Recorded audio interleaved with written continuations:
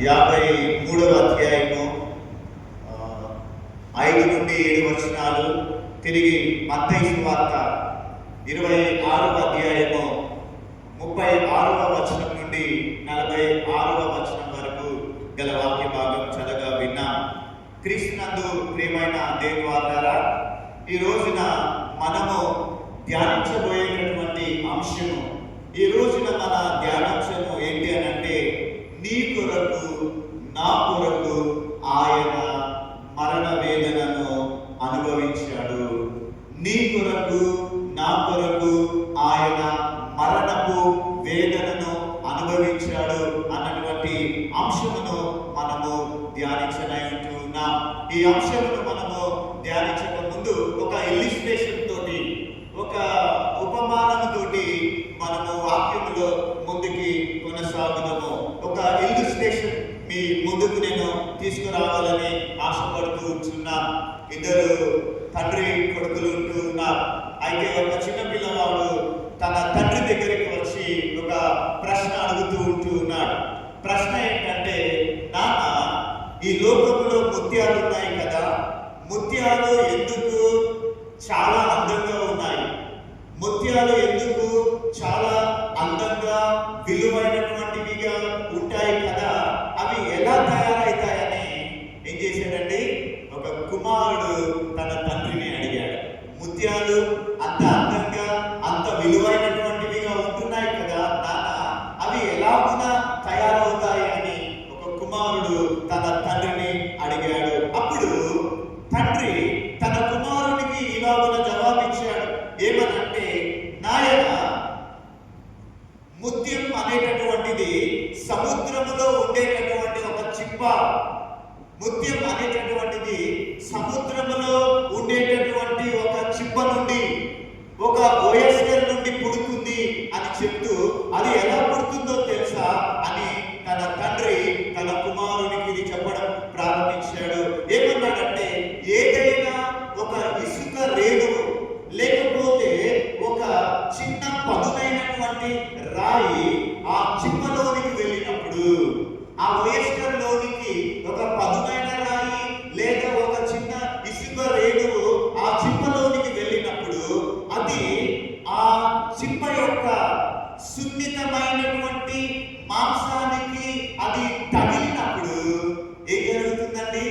దానికి చాలా నొప్పి రావడం వలన, దానికి చాలా నొప్పిని కలిగించి, అది కలిగించిన తదుపరి దానికి వేదన కలుగుతుందండి. ఆ ఓయస్టర్కి ఒక చిన్న పదునైన రాయి దాని శరీరంలోనికి వెళ్ళినప్పుడు, దానికి ఆ రాయి తగలగా లేకపోతే ఆ చిన్న ఇసుక రేణువు దానికి తగిలినప్పుడు ఏం జరుగుతుందండి? దానికి వేదనను కలిగిస్తూ ఉంటుంది.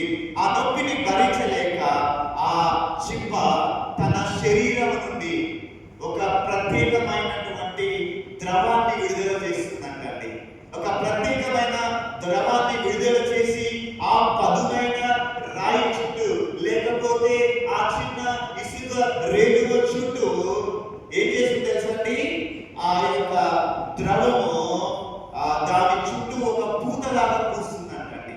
దాని చుట్టూ ఒక పూతలాగా పూస్తుంది. అలాగున ఎన్నో ఏళ్ల పాటు ఆ చిన్న చిప్ప ఏం చేస్తుందంట?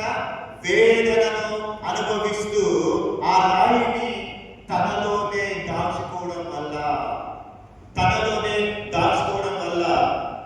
చివరకు అది ఒక అందమైన, చివరకు అది ఒక విలువైనటువంటి ముత్యంలాగా మారుతుంది అని తండ్రి తన కుమారునికి చెప్పాడు. ప్రియమైన దేవుని వారలారా, తండ్రి ఇంకా ఇలా ఉన్నాడు.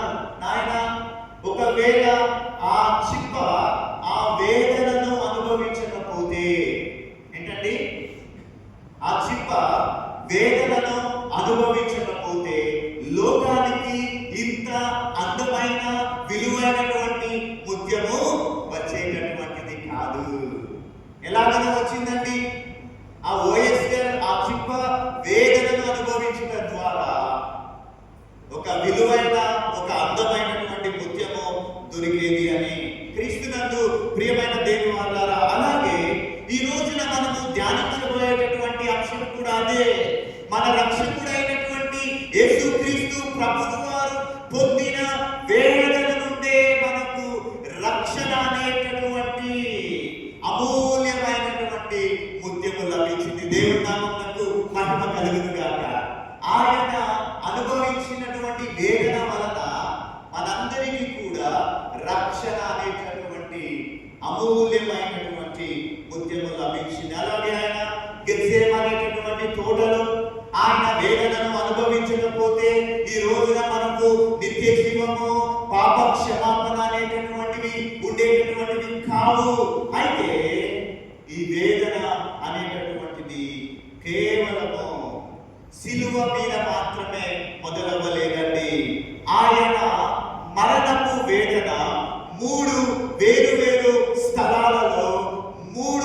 శక్తుల ద్వారా ఆయన వేదనను అనుభవించాడు.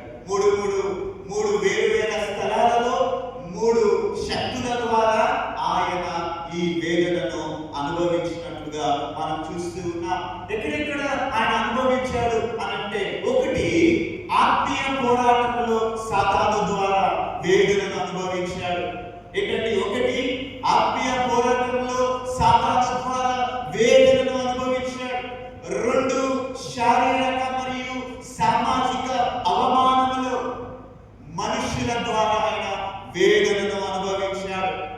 3 దైవిక తీర్పులో తండ్రి ద్వారా ఆయన వేదనను అనుభవించాడు. ఈ రోజున ప్రియ దేవుని సంగమా, ఈ 3 స్థలాల ప్రాముఖ్యతను, అక్కడ ఆయన మన కోసం భరించిన ఆ మరణపు వేదనను గురించి మనము ధ్యానం చేద్దాం.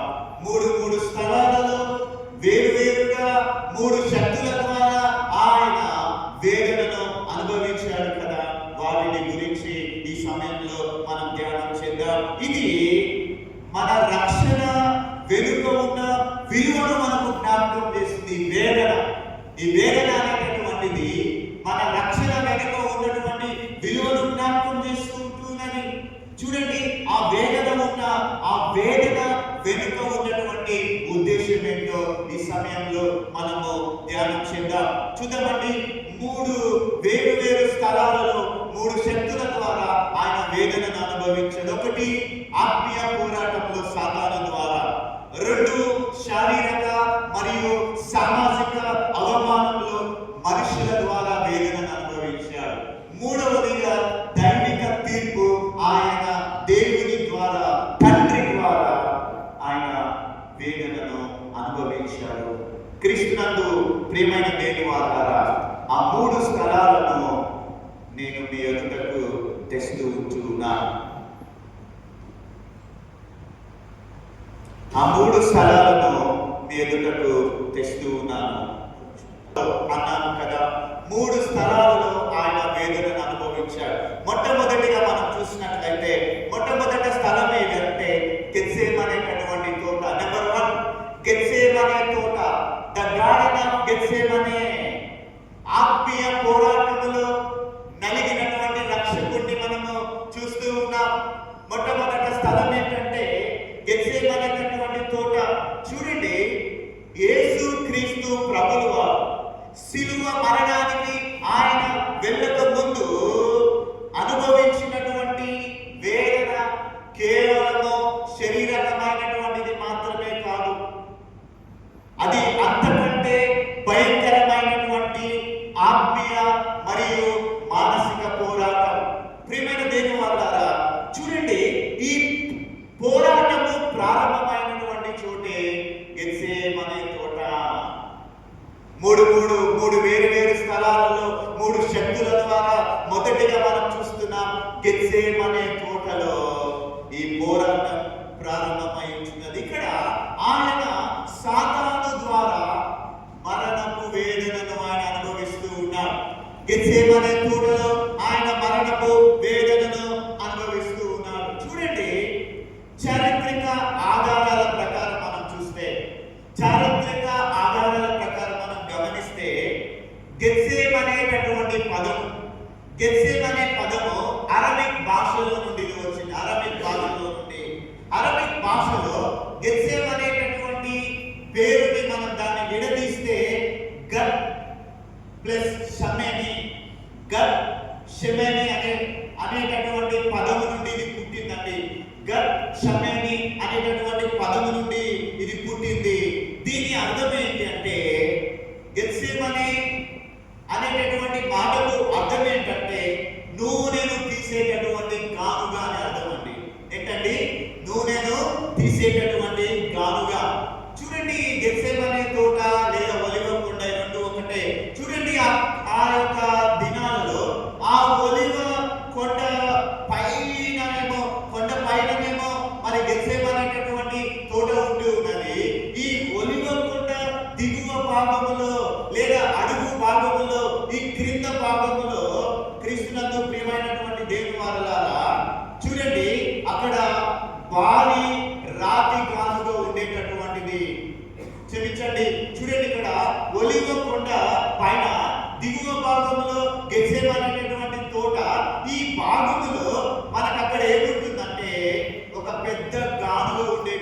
అనేటటువంటిది. అది చాలా రాతి పెద్ద గానుగ అండి. ఆ గానుగ దేని కొరకంటే ఈ ఒలివ పండ్లు ఏవైతే ఉంటున్నాయో వాటి మీద వేసి దాని లోపల వేసి దానిపైన బలమైనటువంటి బరువును ఉంచేటటువంటి వారు. అలాగున బరువును ఉంచడం ద్వారా ఆ బరువుకు అవి నలగొట్టబడి అవి మెత్తన చేయబడి అందులో నుండి ఏమొస్తుందండి? ఒలివ నూనె. అంటే ఆ ఒత్తిడికి పండు నలిగిపోయి లోపల ఉన్నటువంటి నూనె బయటికి వచ్చేటటువంటిది. ఈ యొక్క గానుగను మనము ఆధ్యాత్మికంగా ఆలోచన చేస్తే మానవ చరిత్రలో రెండు ప్రాముఖ్యమైనటువంటి అత్యంత ప్రాముఖ్యమైనటువంటి తోటలు ఉన్నాయండి. ఏంటండి? మానవ చరిత్రలో అత్యంత ప్రాముఖ్యమైనటువంటి రెండు తోటలు. ఒకటి ఏదెను తోట, రెండవది గెత్సేమనే అనేటటువంటి తోట. చూడండి, ఒకటి ఏదెను తోట, రెండవదిగా మనం చూస్తే గెత్సేమనే అనేటటువంటి తోట. ఏదెను తోటలో మొదటి ఆదాము దేవునికి అవిధేయత చూపించి ఏం తెచ్చాడండి లోకానికి? ఆయన పాపమును తీసుకొని రావడం జరిగింది. మొదటి మనిషి, ఆ మొట్టమొదటి ఆదాము దేవునికి అవిధేయత చూపి పాపాన్ని లోకముకి పరిచయం చేసి లేదా పాపాన్ని లోకములోకి తెచ్చిన మనిషి చూడండి, ఆయన తెచ్చి ఆయన ఏం చేశాడు తెలుసా? మనిషిని దేవునికి దూరం చేశాడండి.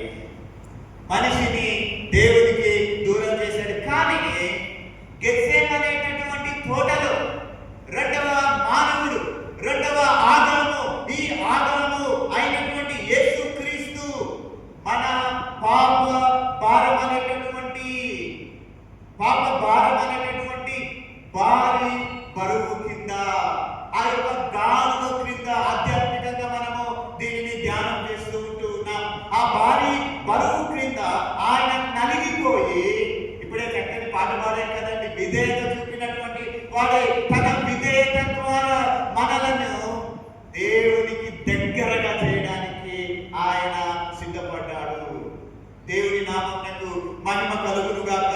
చూడండి, లోకమంతటి పాపాన్ని, సర్వలోక మానవాళి పాపాన్ని తండ్రి అయినటువంటి దేవుడు తన కుమారుని మీద వచ్చినప్పుడు ఆ ఒత్తిడికి ఆయన ప్రాణం ఎలా నలిగిందండి? ఒలివ యొక్క పండ్లు గానుగ క్రింద ఎలాగైతే నలిగాయో తండ్రి అయినటువంటి దేవుడు సర్వ మానవాళి పాపాన్ని ఆయన మీద పెట్టినప్పుడు ఏం జరిగింది? ప్రియ దేవుని వారలారా, ఆయన ప్రాణం ఎంతగా నలిగిందంటే లోకానికి రక్షణ అనే అభిషేకము ఆ గానుగ నుండి ప్రవహించింది. దేవుని నామమునకు మహిమ కలుగును గాక.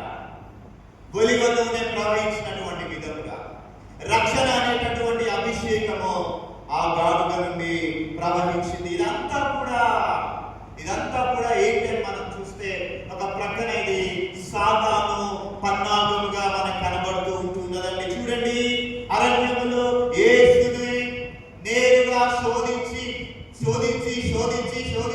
సాతానుడు ఓడిపోయాడు. అరణ్యంలో యేసు ప్రభువు వారిని గొప్పగా సాతానుడు శోధించాడు. ఆ శోధనలో యేసు ప్రభు విజయం సాధించాడు. ఆ తర్వాత వాడు ఏం చేశాడంటే గెత్సేమనే అనేటటువంటి తోటలో అత్యంత క్రూరమైనటువంటి ఆఖరి ప్రయత్నం వాడు చేస్తూ ఉన్నాడు. ఏంటో తెలుసు ఆఖరి ప్రయత్నము? సాతాను పన్నాగం ఒకటే. వాడి పన్నాగం ఏంటంటే యేసును సిలువ దగ్గరకు వెళ్ళకుండా ఆపడమే వాడి యొక్క ప్రయత్నము. చూడండి, యేసు ప్రభు ప్రార్థన చేస్తూ ఉన్నాడు గెత్సేమనే తోటలో. చెప్పండి, ఏమని ప్రార్థన చేస్తున్నాడండి ఆయన? తండ్రి, నీ చిత్తమైతే ఈ గిన్నెను నా యొద్ద నుండి తొలగించుము, ఆయనను నీ చిత్తమే సిద్ధించును గాక. చూడండి, యేసుక్రీస్తు ప్రభువు వారు ఈ పాత్ర నా యొద్ద నుండి తొలగిపోనిము అన్నప్పుడు అది కేవలం మరణ భయం కాదండి. అది మరణ భయం కాదు. ఆ పాత్రలో ఏముంది అని మనం ఆలోచన చేస్తే ఆ పాత్రలో దేవుని యొక్క ఉగ్రత ఉన్నదండి. పరిశుద్ధుడైన దేవుడు మన పాపాల మీద కుమ్మరించాల్సినటువంటి తీర్పును ఎవరి మీద కుమ్మరిస్తున్నాడండి? యేసు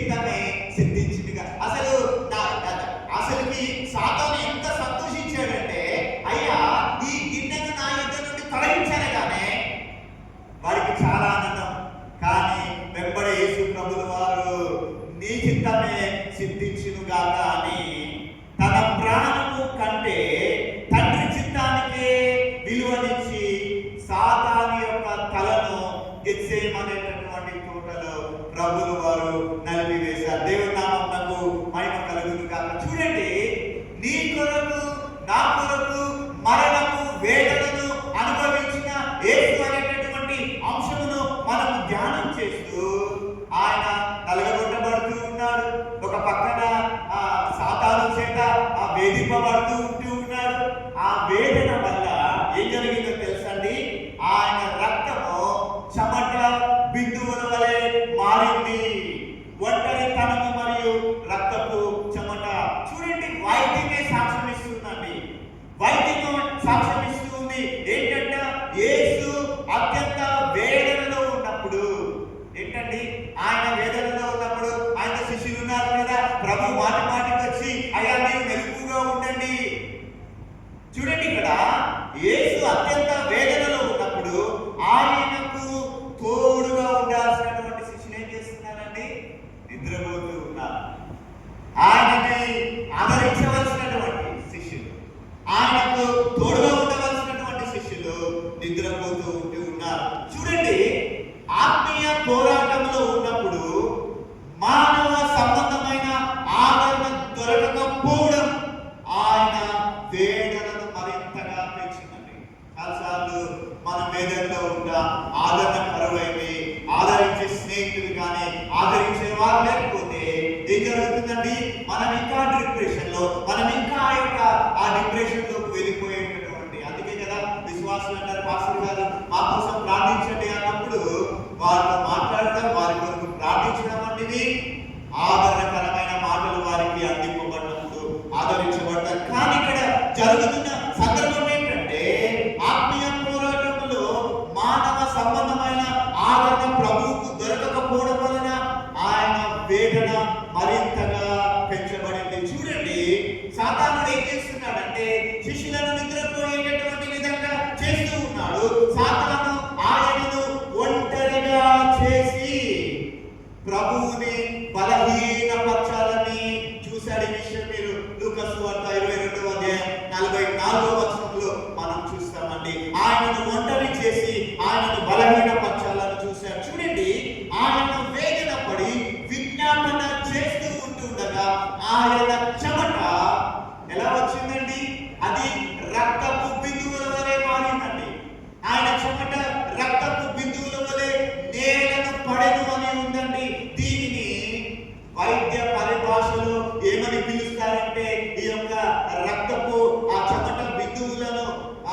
రక్తపు బిందువులను వైద్య పరిభాషలో ఏమని పిలుస్తారంటే హెమటిడ్రోసిస్ అని పిలుస్తారండి.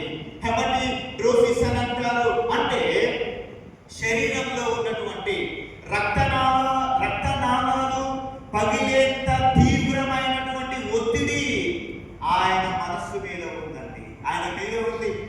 ఆయన శరీరంలో ఉన్నటువంటి రక్తనాళాలన్నీ కూడా పగిలిపోయేంత తీవ్రమైన ఒత్తిడికి ప్రభువు వారు గురి అయ్యారని సైన్స్ కూడా చెప్తూ ఉంది. అంటే ఆయన శిలువ మీద ప్రాణము విడువక ముందు గెత్సేమనేటటువంటి తోటలోనే ఆయన మనందరి కొరకు మానసికంగా మరణపు వేదనను అనుభవించి తన రక్తమును గెత్సేమనేటటువంటి తోటలో ముందుగానే చిందించడము ప్రారంభించబడిందండి. క్రీస్తునందు ప్రియమైన దేవుని వారలారా, చూడండి, ఈ గెత్సేమనేటటువంటి తోట అనేది కేవలం ఒక ప్రదేశం కాదు. ఇది కేవలం ఒక ప్రదేశం కాదు, అది మన రక్షణ కోసం జరిగిన సంపూర్ణ ఆత్మ సమర్పణ స్థలం అండి. దేవుని నామమునకు మహిమ కలుగును గాక. గెత్సేమనేటటువంటి తోట ఒక ప్రదేశం మాత్రమే కాదు, అది మన రక్షణ కోసం జరిగినటువంటి సంపూర్ణమైనటువంటి స్థలము గెత్సేమనేటటువంటిది. చూడండి, మన జీవితంలో కూడా, మనందరి జీవితంలో కూడా కొన్ని గెత్సేమనేటటువంటి తోటలు లాంటి పరిస్థితులు నీకు నాకు మనందరికి రావచ్చు. ఏంటి గెత్సేమనేటటువంటి యొక్క అనుభవం అంటే, చుట్టూ ఉన్నవారు కొన్నిసార్లు మనలను అర్థం చేసుకునక మనల్ని విడిచిపెట్టవచ్చు, కొన్నిసార్లు మనల్ని వదిలేయవచ్చు, కొన్నిసార్లు మనల్ని కంప్లీట్ గా విడిచిపెట్టవచ్చు. సాతాను అట్టి సమయంలో వాడు ఏం చేశాడు తెలుసా? మనలను కృంగదీయవచ్చును. నేను నిన్న ఒక వీడియో చూస్తున్నానండి ఫేస్బుక్ లో. కొన్నిసార్లు మనం చూస్తూ ఉంటాం కదా, వస్తూ ఉంటాయి కదా, ఒక చిన్న రీసెర్చ్ ఏంటంటే, ఒక ఆయన కళ్ళకు గంతలు కట్టి ఒక వాలీబాల్ కోర్ట్ దగ్గర నిలబెట్టి ఆయన కళ్ళకు గంతలు కట్టి ఆయన వాలీబాల్ ఇలా విసురుతూ ఉన్నాడండి. విసురుతూ ఉంటే ఏం జరిగిందో తెలుసా? బాల్ అన్ని పక్కనే పడ్డాయి. కానీ ఆయన కళ్ళకు గంతలు కట్టినాయి. చుట్టుపక్కల వాళ్ళు వావ్ వండర్ఫుల్ సూపర్ నువ్వు అన్ని గోల్స్ వేసావు. చూస్తే వాడు అప్పుడు కూడా వేయలేదు. అంటే ప్రోత్సాహం. ఆ తర్వాత ఏం జరిగిందో తెలుసా?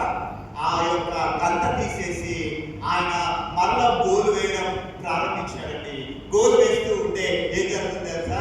First 2-3 times పడలేదండి. 4th టైం నుంచి 5th టైం నుంచి అలా వేస్తుంటే వరుసగా పడుతూనే ఉంది. కారణం ఏంటి? What is the reason? చెప్పండి. రీజన్ ఏంటి? ప్రజలు కొట్టినటువంటి చప్పట్లు, ప్రోత్సాహం. ఆ తర్వాత ఏం జరిగిందో తెలుసండి? బాగా వాలీబాల్ ఆడేటటువంటి అతను చాలా అనుభవం ఉన్నటువంటి వాడు. ఆయనకి ఏం చేశారు తెలుసా? ఆయన కళ్ళకు గంతలు కడితే ఆయన వేసిన బాల్ అన్ని కూడా ఎక్కడ పడుతున్నాయండి? అన్ని కూడా ఆ దాంట్లో గోల్లోనే పడుతున్నాయి. ఎవరు సపోర్ట్ కొట్టట్లేదు. పడట్లేదు అంటా ఉన్నారు. ఈయన మానసికంగా కృంగిపోయాడు. ఆ తర్వాత గంతలు తీసి వేయమంటే ఆయన వేస్తుంటే ఒక్కడు కూడా పడట్లేదు. కారణం ఏంటి చెప్పాలండి? కారణం ఏంటి? ప్రోత్సాహం. ఇది మన జీవితంలో కూడా మనం ఎప్పుడు ఒకరిని ఏంటండి కృంగిపోయే విధంగా మాట్లాడడం, కృంగిపోయే విధంగా నువ్వు చేయలేవు, నువ్వు ఇలా చేస్తున్నావు, నువ్వు అలా చేస్తున్నావు ఎప్పుడు మనం ఎంకరేజ్ చేయవలసినటువంటి వారమై ఉంటూ ఉన్నాం. చూడండి, క్రీస్తునందు ప్రియమైనటువంటి దేవుని వారలారా, చుట్టూ ఉన్నవారు మనల్ని అర్థం చేసుకోక విడిచిపెట్టవచ్చును. అలాంటి సమయంలోనే సాతానుడు ఏం చేస్తాడంటే మనలను విపరీతంగా కృంగదీయాలని చూడవచ్చు. కానీ గెత్సేమనే తోటలో యేసు చూపిన విధేయత మనందరికి ఒక మాదిరి. ఆయన అక్కడ నలిగింది మనకు అభిషేకాన్ని ఇవ్వడానికి. సాతాను ఎంతగా పోరాడినా చూడండి, యేసు తన తండ్రి చిత్తానికే మొగ్గు చూపారు. దేవుని నామమునకు మహిమ కలుగును గాక. సిలువకు అప్పగించొద్దు, ఆ సిలువకు వెలవివద్దని సాతానుడు ఎంత ప్రయత్నం చేసినా యేసు తండ్రి చిత్తానికే మొగ్గు చూపారు. కాబట్టి నేడు మనకు సాతాను శోధనల నుండి విడుదల మరియు నిత్య రక్షణ లభించింది. దేవుని నామమునకు మహిమ కలుగును గాక. చూడండి, మొదటిగా మనం చూసాము ఏంటంటే ఆయన వేదన అనుభవించిన వేరు స్థలాలలో మూడు శక్తుల ద్వారా ఆయన వేదనను అనుభవించాడు. మొదటిగా గెత్సేమనేటటువంటి తోటలో సాతాను ద్వారా. ఇక రెండవదిగా మనం చూస్తే రెండవ స్థలాన్ని మనం చూస్తే గబ్బతా అనేటటువంటి స్థలం అండి. గబ్బతా అనబడేటటువంటి స్థలం, ద ప్లేస్ ఆఫ్ గబ్బతా. చూడండి, ఈ పాపుల తీర్పులో మౌనముగా నిలబడినటువంటి లేదా మౌనముగా నలిగినటువంటి నీతిమంతుడు. చూడండి, గబ్బతా అనేటటువంటి స్థలము యేసుక్రీస్తు ప్రభువు వారు మరణానికి ముందు అనుభవించిన వేదనలలో రెండవ స్థలము గబ్బతాలో జరిగిందండి. గబ్బతా దగ్గర జరిగింది. చూడండి, గెత్సేమనేటటువంటి తోటలో ఆత్మీయ పోరాటాన్ని ప్రభువు వారు ముగించుకున్న తర్వాత ఆయన ఇప్పుడు ఎక్కడికి వస్తున్నాడంటే గబ్బతా దగ్గర మనుషుల తీర్పు ముందుకు వస్తూ ఉన్నాడు. మొదటిగా సాతాను పోరాటం అయిపోయింది, అక్కడ వేదనను అనుభవించాడు. ఇప్పుడు మనుషుల తీర్పు వల్ల ఆయన వేదనను అనుభవించడానికి సిద్ధంగా ఉన్నాడు. ఆయన మనుషుల తీర్పు ముందుకు వచ్చాడు. ఇక్కడ ఆయన శారీరక మరియు సామాజిక అవమానము ద్వారా మరణపు వేదనను ఆయన అనుభవిస్తూ ఉన్నాడు. చూడండి, గబ్బతా అనేది అరబిక్ పదం అండి. గబ్బతా అనేది అరబిక్ పదం. దీని అర్థం ఏంటంటే ఎత్తైనటువంటి అరుగు అని అర్థం అండి. అరుగులు ఉంటాయి కదా, మనకి చాలా దగ్గర ఇళ్ళ ముందు అరుగులు ఉంటాయి, అక్కడ చాలా మంది కూర్చుంటారు. ఇక్కడ కూడా గబ్బతా అనేటటువంటి అరబిక్ పదములకు అర్థం ఏంటంటే ఎత్తైనటువంటి అరుగు. చూడండి, గ్రీకులు దీనిని లిథోస్ట్రోటోస్ అని పిలుస్తారండి. లిథోస్ట్రోటోస్ అని పిలుస్తారు. అనగా రాళ్లతో పరచబడినటువంటి నేల మట్టితో ఉంటుంది కదండి.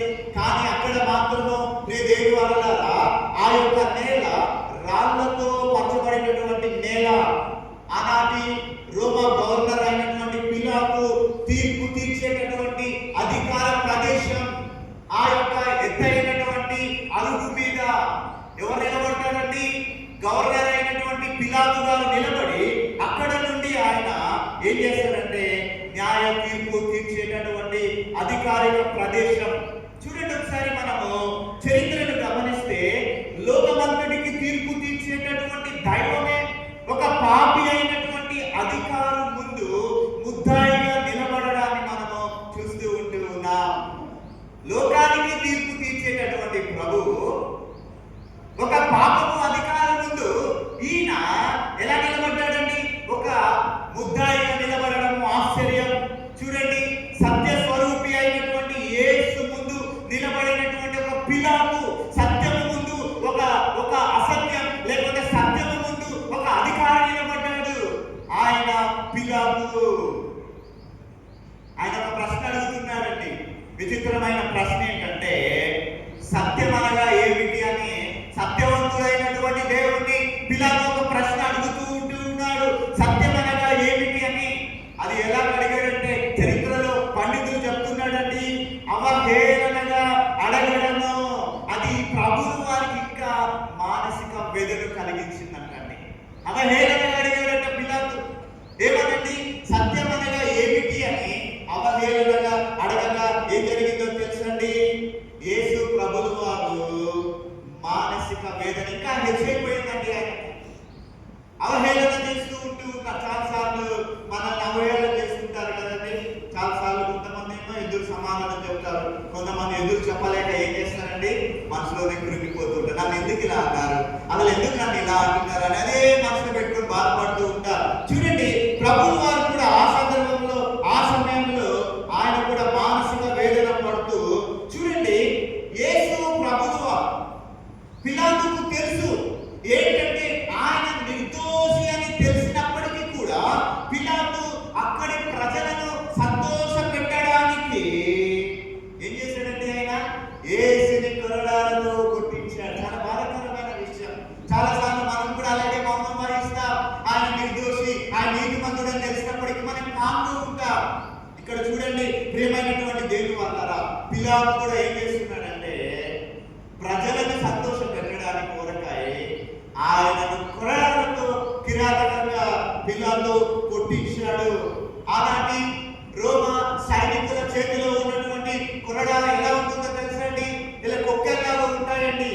రోమా సైనికుల చేతిలో ఉన్నటువంటి కొరడాలకు ఎముక ముక్కలు ఉంటాయండి. ఎముకలతో తయారు చేసినటువంటి ముక్కలు, గాజు పెంకులు, ఆ తర్వాత ఇనుప గుండ్లు ఉంటాయండి. దానికి ఇలా ఉంటాయన్నమాట.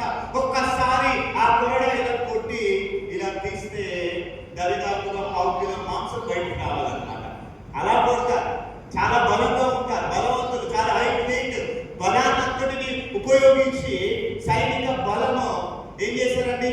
ఆ కొరడా దెబ్బకు కొడుతూ ఉంటే చర్మమంతా కూడా చీల్చి వేస్తుంటే ఆయన మన దోషములను బట్టి ఆయన శరీరము నలిగిపోయింది. ఆయన వదకు తెమ్మట గొర్రె పిల్లలాగా మౌనము వహించి ఆయన అంతటి వేదనను అనుభవించాడు. ఎందుకు అనంటే మన దోషములను బట్టి ఆయన శరీరము నలగొట్టబడింది. ఇది కూడా ఒక మానసికమైనటువంటి వేద, అవహేళన, ప్రజల ముందు అవమానకరమైనటువంటి తీర్పు. ఆ తర్వాత ఇంకొక వింతైనటువంటి మార్పిడి జరిగిందండి. అక్కడ మార్పిడి ఏంటో తెలుసా? ఆయన మానసిక వేదన అనుభవిస్తూ ఉంటే పిలాతు ప్రజలందరినీ పిలిచాడు. అక్కడ గ్రేట్ ఎక్స్చేంజ్ జరిగింది. గప్పతలలో జరిగిన అత్యంత క్రూరమైనటువంటి ఘట్టం ఏంటో తెలుసా అండి? బరబ్బా ఎంపిక. బరబ్బా ఎంపిక. చూడండి, బరబ్బాను గురించి మనం చూస్తే బరబ్బా కేవలము దొంగ మాత్రమే కాదండి, అతడు సమాజానికి శత్రువు అయినటువంటి ఒక నరహంతకుడు, ఒక క్రూరుడు, ఒక భయంకరమైనటువంటి వ్యక్తి. ఎవరయ్యారంటే బరబ్బా. ఇక్కడ పిలాతు ప్రజలకు ఒక పిలుపునిస్తూ ఉన్నాడండి. పిలాతు ప్రజల్ని పిలిచి ఒక అవకాశం ఇచ్చాడు. ఆయన ఇచ్చినటువంటి అవకాశం ఏంటో తెలుసా? చాలా చక్కగా 2 ప్రశ్నలు అడిగాడండి. ఆయన ఏమడిగాడు తెలుసా? ప్రేమను పంచేటటువంటి ఈ యేసుని విడుదల చేయమంటారా, లేకపోతే ప్రాణము తీసేటటువంటి బరబ్బాను విడుదల చేయమంటారా? ఏమడిగాడండి పిలాతు? మీకు యేసు కావాలా, బరబ్బా కావాలా? ప్రేమను పంచేటటువంటి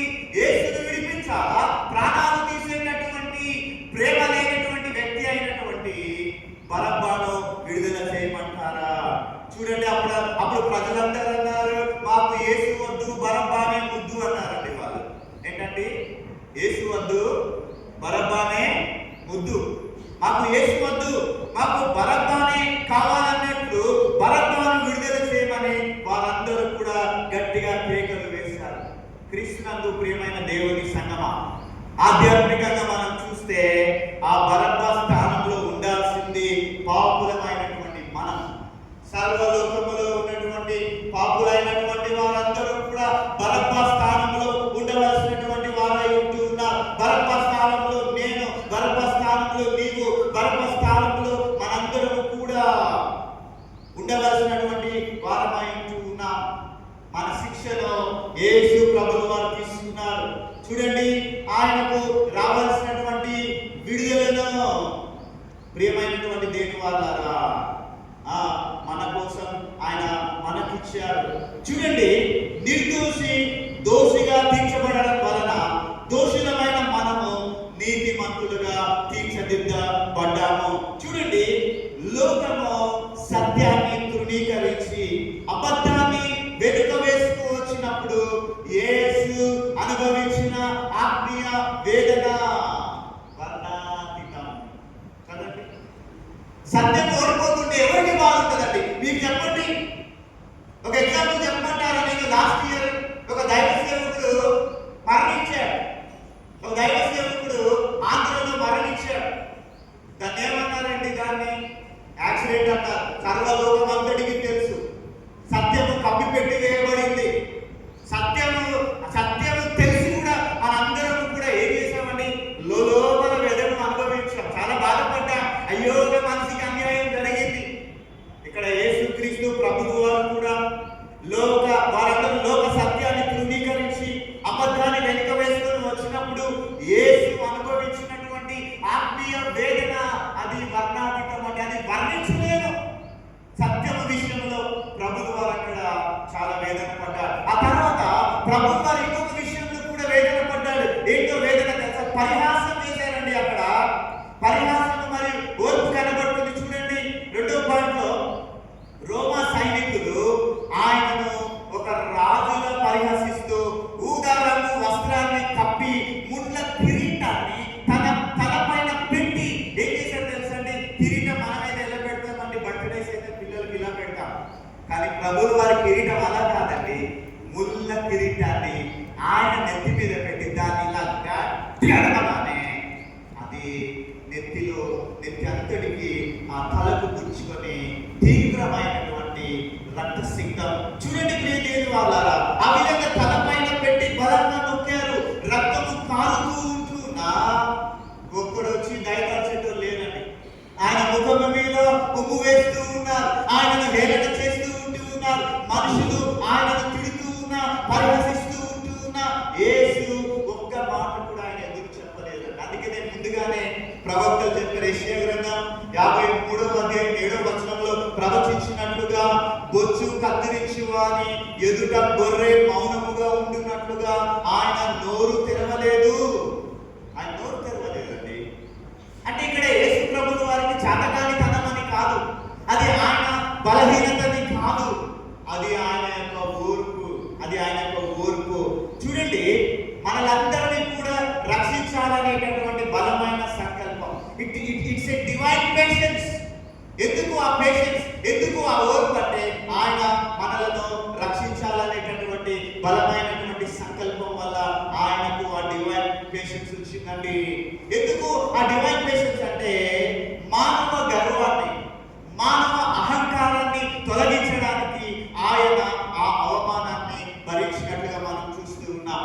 చూడండి, లోకము తనను తృణీకరించినప్పటికీ మనల్ని ప్రేమించి ఆ నిందను యేసుక్రీస్తు ప్రభువు వారు తన పైన ఆయన వేసుకోవడం జరుగుతూ ఉంటూ ఉన్నది. 2వ స్థలం గబ్బతా గురించి మనము ధ్యానం చేస్తూ చూడండి, గబ్బతాలో యేసుక్రీస్తు ప్రభువు వారు కేవలము ఒక నేరస్తుడిగా నిలబడలేదండి. ఆయన ఏంటండి? గబ్బతాలో యేసుక్రీస్తు ప్రభువు వారు ఒక నేరస్తుడిగా నిలబడలేదండి. ఆయన మన పాపాలకు ప్రాయశ్చిత్తం చేసేటటువంటి ఒక ప్రాయశ్చిత్తం చేసేటటువంటి బలి పశువుగా ఆయన గబ్బతలో నిలబడ్డాడు. లోకమంతా ఏమనుకుంటుందండి? ఆయన ఒక నేరస్తుడిగా నిలబడ్డారని లోకం అనుకుంటుంది. కానీ ఆయన ఏమనుకుంటున్నాడు తెలుసా? మన పాపములకు ప్రాయశ్చిత్తం చేసేటటువంటి ఒక బలి పశువుగా ఆయన నిలబడ్డాడండి. చూడండి, పాపాల ద్వారా ఆయన క్షమించండి, ఆ పాపుల ద్వారా, పాపుల యొక్క పాపుల ద్వారా ఆయన పొందిన అవమానం ఈరోజు మనకు దేవుని ముందు గౌరవాన్ని తెచ్చిపెట్టింది. దేవుని నామమునకు మహిమ కలుగును గాక. ఆ రోజు పాపాల వల్ల ఆయన పొందుకున్న అవమానం ఈ రోజు నీకు నాకు మనందరికీ కూడా దేవుని దగ్గర గొప్ప అవమానాన్ని తెచ్చిపెట్టింది. లోకము మనల్ని తృణీకరించినప్పుడు లేదా అన్యాయంగా మన పైన నిందలు వేస్తూ ఉన్నప్పుడు మనందరం కూడా జ్ఞాపకం చేసుకోవాల్సినటువంటి ఒక విషయం ఏంటంటే, గబ్బతాలో మౌనముగా నిలబడిన యేసుని మనం గుర్తు చేసుకోవాలి. ఏంటండి, మన పైన నిందలు, మన పైన అవమానాలు జరుగుతూ ఉన్నప్పుడు మనం జ్ఞాపకం చేసుకోవాల్సిన విషయం ఏంటంటే, యేసు ప్రభువు వారు గబ్బతాలో మౌనంగా నిలబడిన యేసుని మనం గుర్తు చేసుకోవాలి. ఎందుకంటే ఆయన పొందిన ఆ వేదనే ఈ రోజున మనకి ఏమి సంపాదించి పెట్టిందండి? ఆ రోజు ఆయన పొందినటువంటి వేదనే మనకు నీతిని సంపాదించి పెట్టింది. దేవుని నామమునకు మహిమ కలుగును గాక. మొదటి స్థలం ఏంటండి? ఆయన వేదన పడ్డటువంటి మూడు వేరు స్థలాలలో మొట్టమొదటిగా గెత్సేమనే అనేటటువంటి స్థలము, రెండవదిగా గబ్బతా. మొదటిగా ఆయన సాతాను ద్వారా వేదనను అనుభవించాడు, రెండవదిగా మనుషులు మరియు సమాజం ద్వారా ఆయన వేదనను అనుభవించాడు. ఇక చివరిదిగా చెప్పి నేను ముగించేస్తున్నాను. మూడవ స్థలము మనం చూసినట్లయితే నెంబర్ 3, మూడవది ఏంటంటే గొల్గొతా అనేటటువంటి స్థలం అండి. మూడవదిగా గొల్గొతా అనబడేటటువంటి స్థలం, ద ప్లేస్ ఆఫ్ గొల్గొతా. చూడండి, ఇక్కడ దీంట్లో మనం చూస్తే తండ్రి తీర్పులో నలిగిన రక్షకుని ప్రేమ, తండ్రి తీర్పులో నలిగినటువంటి రక్షకుని ప్రేమ. చూడండి, గొల్గొతా అనబడేటటువంటి స్థలం, మరణపు వేదన యొక్క ఈ ప్రయాణాన్ని మనం గమనిస్తే అది గెత్సేమనే అనేటటువంటి తోటలో.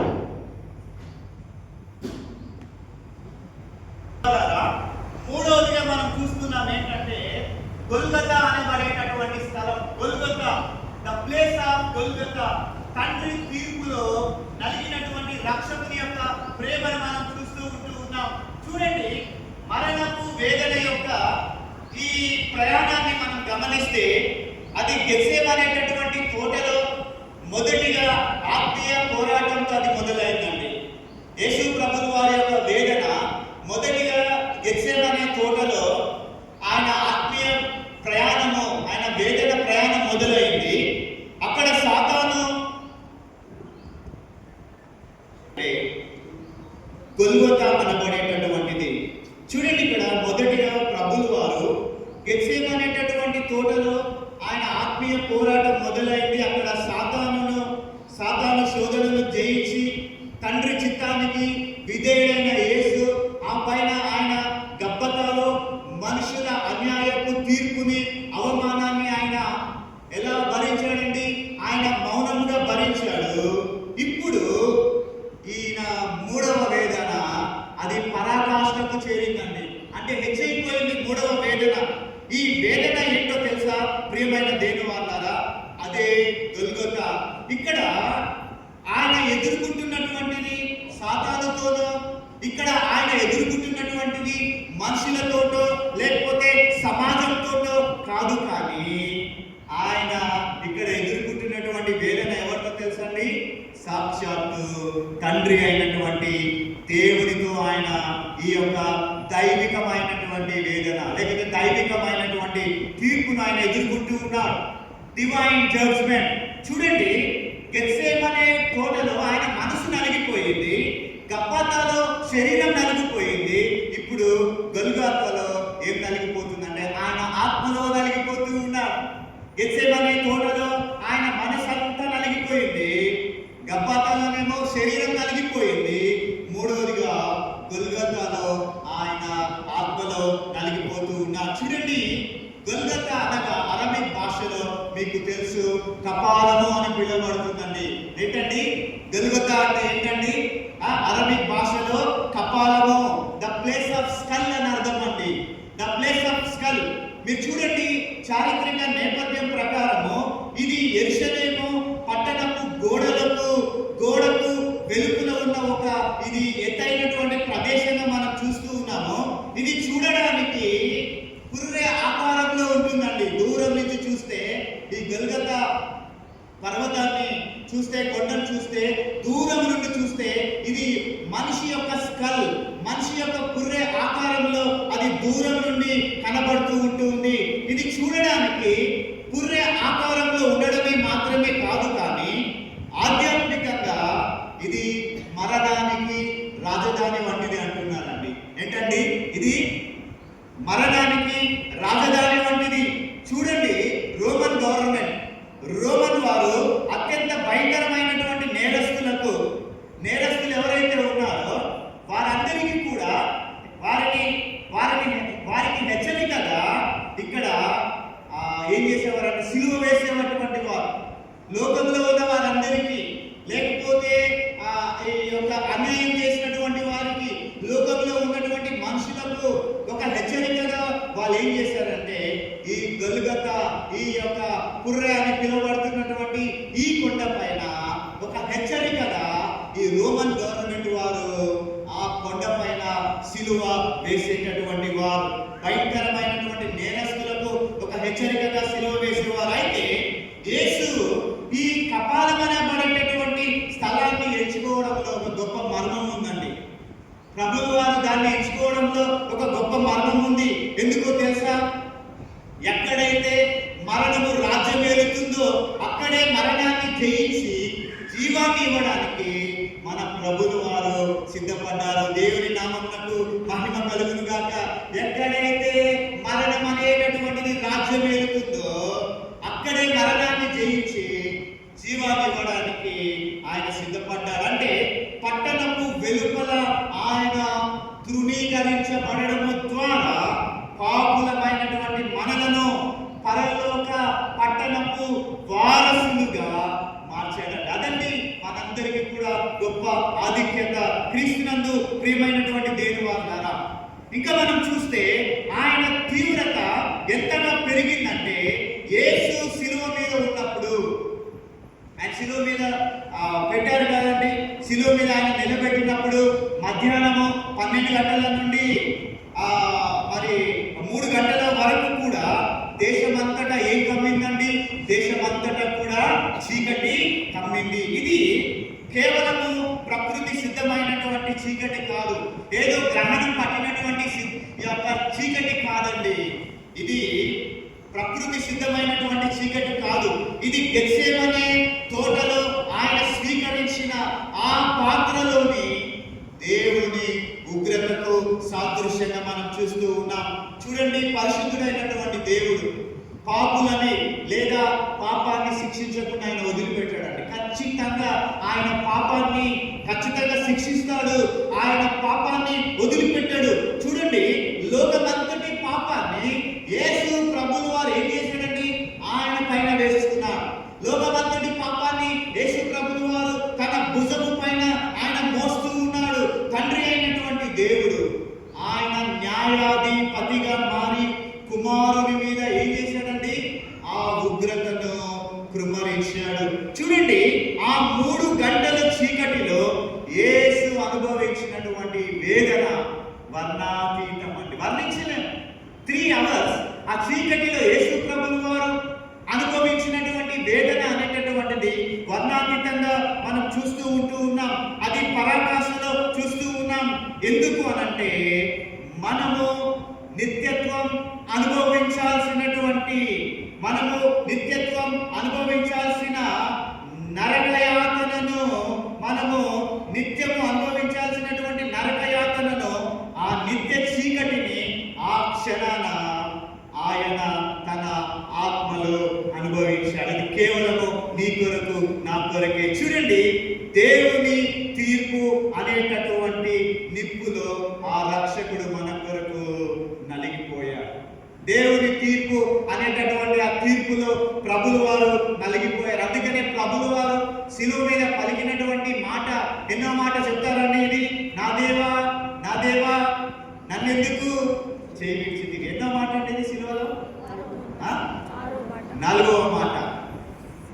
నా దేవా నా దేవా నన్నెందుకు చెయ్యి విడిచితివి.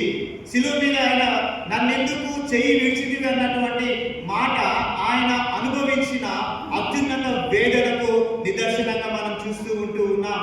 చూడండి, నిత్యత్వములో తండ్రితో పాటు ఏకమై ఉన్నటువంటి దేవుడు, తండ్రితో సంబంధాన్ని కలిగినటువంటి దేవుడు, తండ్రితో సన్నిహిత్యం కలిగినటువంటి దేవుడు, ఇప్పుడు ఆ దేవుడు తన భుజము పైన పాపములు వేసుకున్నందువలన తండ్రి ఏం చేశాడంటే కొంత ఆధ్యాత్మిక ఎడబాటు జరిగిందండి. కొద్ది నిమిషంలో ప్రభువు తన చేయిని వదిలిపెట్టాడు. అందుకు ప్రభువు వారు ఏమంటున్నాడండి, నా దేవా నా దేవా నన్నెందుకు చేయి. ఇప్పటి వరకు కూడా అనుభవించినటువంటి వేదనలన్నిటిలో కూడా అత్యంత భయంకరమైన వేదన ఏంటంటే తండ్రి తన కుమారుణ్ణి చెయ్యి విడవడం.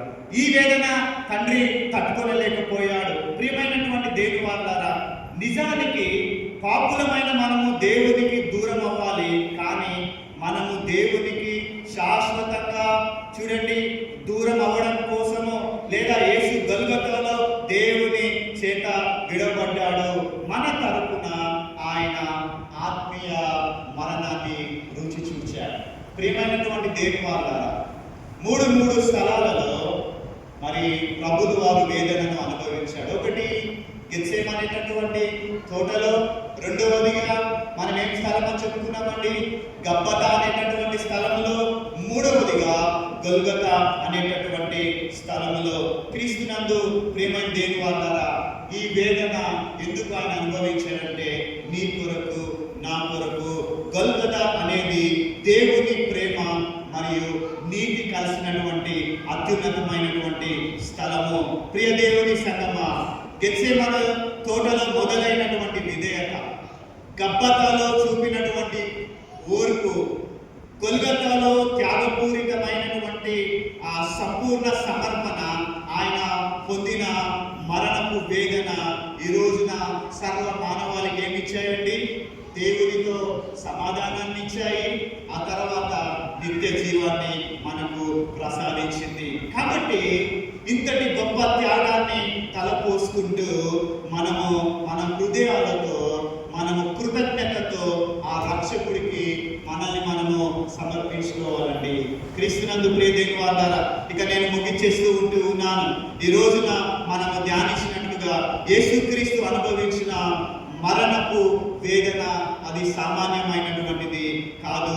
ఆయన గెత్సేమనే తోటలో ఆయన మనస్సు నలిగింది నీకు శాంతినివ్వడానికి. గబ్బతాలో ఆయన శరీరం నలిగింది నీకు గౌరవాన్ని ఇవ్వడానికి. గొల్గొతాలో ఆయన ఆత్మ నలిగింది నీకు నాకు నిత్య జీవాన్ని ఇవ్వుట కొరకే. కనుక క్రీస్తునందు ప్రియమైన దేవుని వారలారా, ఈ 3 వేరు స్థలాలలో 3 శక్తుల ద్వారా ఆయన అనుభవించింది, వేదనను అనుభవించింది. ఎవరి కొరకు అంటే నీ కొరకు నా కొరకు మనందరి కొరకు ఆయన వేదనను అనుభవించాడనే విషయాన్ని జ్ఞాపకం చేసుకుంటూ, ఆయన శిలువ మరణం అది వృధా కాకుండా ఉండాలి అనంటే ఆయన రాకడ పర్యంతం మనమందరం కూడా శిలువను ధ్యానం చేస్తూ ఆయనకు సామీప్యంగా ఉందాం. దేవుని దేవుని ఆశీర్వాదాలు పొందుకుందాం. అట్టి కృప ధన్యత దేవుడు మనందరికీ అనుగ్రహించుగాక. క్రీస్తునందు ప్రియమైన దేవుని సంగమం